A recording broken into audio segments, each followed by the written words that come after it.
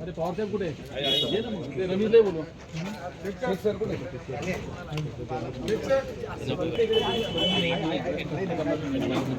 ते जागेवरच उभे राहणार आहे.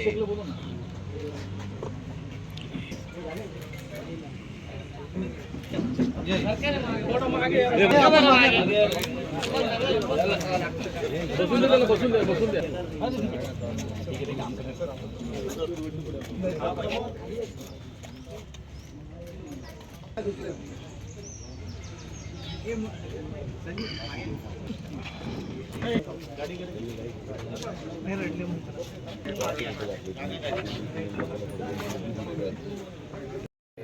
एक मिनिट थांब पहिले चर्चा करून अटक करण्यात आलेली आहे. एक तनय महाजन आणि एक नरेंद्र महाजन म्हणून आहे, त्यांना अटक करण्यात आली आहे. काय सांगा? 2 जणांना कुंभमेळ्याच्या या खोट्या वर्कआउटच्या संदर्भामध्ये मीच माझ्याकडे लोक आले होते की अशी ऑर्डर मला मिळालेली आहे आणि त्या संदर्भामध्ये मीच CPंनाही सांगितलं आहे. मुख्यमंत्री मोदीच्या कारण मी सर्वात मिटिंगच्या दिवशीच कुंभमेळ्याची बैठक होती त्या दिवशी हा विषय घातलेला आहे. आमचे आयुक्त आहेत, महसूल आयुक्त, ते कुंभमेळा प्राधिकरणाचे अध्यक्ष आहेत गेडाम साहेब, त्यांच्या सहीने म्हणजे डिजिटल सहीने हे सगळे प्रसिद्ध झालेले होते आणि मी त्यांनाही ती कॉपी पाठवली. ते पण म्हणते की अशी आपली कुठली कॉपी या ठिकाणी आपण अशी दिलेली नाही, असं कुठलं टेंडर निघालेलं नाही आणि म्हणून मग आपण पोलिसांमध्ये तक्रार केली. त्याच्यामध्ये 2 जणांना ताब्यात दिले आहे. अजून एक जण त्यातला जो मुख्य अजून आरोपी आहे शकील नावाचा, तो सुद्धा फरार आहे. अजून 5-6 आरोपी याच्यामध्ये आहेत. त्यांचाही शोध त्या ठिकाणी सुरू आहे. त्यांची नावं साहेबांकडे त्या ठिकाणी गेलेली आहेत. ज्यांना वर्क ऑर्डर खोटे मिळालेले आहेत त्यांनी ही तक्रार पोलीस स्टेशनला नाशिकला केलेली आणि CP साहेब स्वतः लक्ष घालत आहेत. त्यात एकाही जणाला सोडायचं नाही. हे असतील आरोपी, त्यांना सगळ्यांना ताब्यात घ्यायचं आहे. ज्यांनी हा गंभीर गुन्हा आहे, 100 कोटीच्या 150 कोटी रुपयाच्या बोगस वर्क ऑर्डर या त्या ठिकाणी घरी छापून त्या ठिकाणी दिलेल्या आहेत आणि म्हणून म्हणतो हा अतिशय गंभीर गुन्हा आहे. याच्यामध्ये कोणालाही सोडलं जाणार नाही. जे दोषी असतील त्यांच्यावर अगदी कठोर आणि कडक कारवाई केली जाईल आणि यापुढे असं कोणी करणार नाही. नुसत्या कुंभमेळ्यातच नाही तर इतर ठिकाणी होण्याची शक्यता आहे. वर्कआउट बोगस घरी छापून घ्यायच्या, लोकांना द्यायच्या, ही फसवणूक आहे. 420 आहे सगळं आता. म्हणून मला असं वाटतं की या संदर्भामध्ये कडक कारवाई होईल. पोलीस त्याची चौकशी करतात. भाऊ, या प्रकरणामध्ये जे 3 लोकांचे जामनेरमधून अटक केलेले आहेत, ताब्यात घेतलेले आहेत, त्यापैकी ते तिघ भाजपचे कार्यकर्ते आहेत. काही त्यापैकी आपले नातेवाईक असल्याची चर्चा सुरू आहे. नेमकं एक माझा दूरचा नातेवाईक आहे, पण तो फार वाया गेलेल्या सुरुवातीपासून पूर्वी पण त्याच्यावर अशा पद्धतीने गुन्हे दाखल झालेले आहेत. काय नाव होते? तनय महाजन या ठिकाणी म्हणून कार्यकर्ता नाहीच आहे तो, पण तो फार गॉन केस आहे हे सगळ्या गावाला माहिती आहे आणि म्हणून त्यांनी आणि 3-4 जणांनी मिळून अजून 3-4 जण याच्यामध्ये आहेत. त्यांची नावं CP साहेबांनी मला सांगितलेली आहेत. त्यांच्या तोडून निघालेली आहेत. मला वाटतं 7-8 लोक यामध्ये सापडतील अशी शक्यता आहे. त्यांच्यावर अतिशय कडक कारवाई केली जाईल.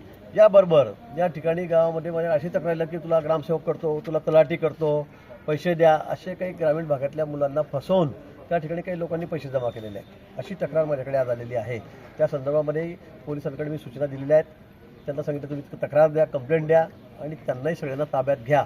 अशा पद्धतीने गरजू आणि गरीब मुलांची जी फसवणूक करतायत, मुलं शेत्या थोडेफार 2-4 एकर असेल ते गहाण ठेवतात, त्यांचे पालक वाटेल ते बिचारे त्या ठिकाणी पैसे आणण्यासाठी काय करतायत आणि असं करून त्यांची फसवणूक होते. नंतर त्यांना पैसेही परत मिळत नाही आणि हे बहादर पैसे करून फिरतायत.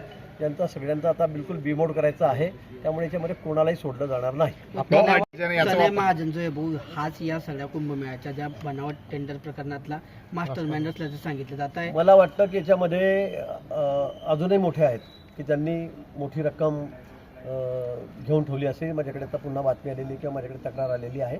कोणी असेल, तनय महाजन असो का कुठला अजून तो शकील असो का अजून 5-7 नावं आहेत माझ्याकडे, तर कोणी असो कोणालाही सोडलं जाणार नाही. मी पोलिसांना अगदी सक्त सूचना दिलेल्या आहेत की याच्यामध्ये कोणालाही सोडायचं नाही. अगदी कठोर कारवाई त्यांच्यावर करायची, कुठली कलम त्यात सोडायची नाही. यापुढे असं कोणी धजावणार नाही, कारण हे आता नाही, हे आधी पण झालेलं आहे आणि या लोकांकडून झालेलं आहे. मी पुन्हा सांगतो. त्यामुळे इथे कोणी नातेवाईक आहे, कोण कोणाचं काय अजिबात बघायचं नाही. अतिशय कठोर कारवाई त्यांची करा, त्याच्या तोंडून सगळं उघडवा. कोणी कोणी अजून काय काय केलं आहे, कोणाकोणाला त्यांनी वर्क ऑर्डर दिलेले आहेत, त्याच्यामध्ये कोणाची हायगाय केली जाणार नाही. आपले नातेवाईक आहे किंवा भाजपचे कार्यकर्ते महाजन नावाचा संदर्भ लक्षात घेऊन जर असं कोणी सांगत असेल तर मला या वाटतं- लोकांना तुम्ही काय आवाहन करणार आहे मला पुढच्या वाटतं काळात? कुणाला नाही, मी तेच आवाहन करणार आहे की या ठिकाणी कोणी अशा भूलथापांना बळी पडू नका. बिना वर्क ऑर्डरने म्हणजे बिना टेंडर भरता तुम्ही 100-150 कोटी रुपयाचे वर्क ऑर्डर घेतात, म्हणजे आपली चूक आहे.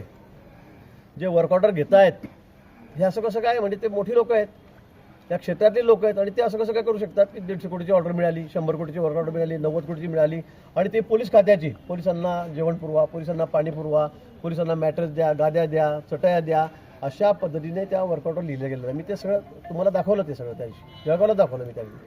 आणि म्हणून हे अगदी सगळं चुकीचं आहे, ही 420 आहे, ही फसवणूक आहे. आणि म्हणून त्याच्यामध्ये कोणी असलं, मी पुन्हा सांगेल की मी स्वतः तक्रार केलेली आहे मला कळाल्याबरोबर, आणि त्याला कोणी असलं तर त्याला सोडलं जाणार नाही. तो राजकीय प्रश्न आहे.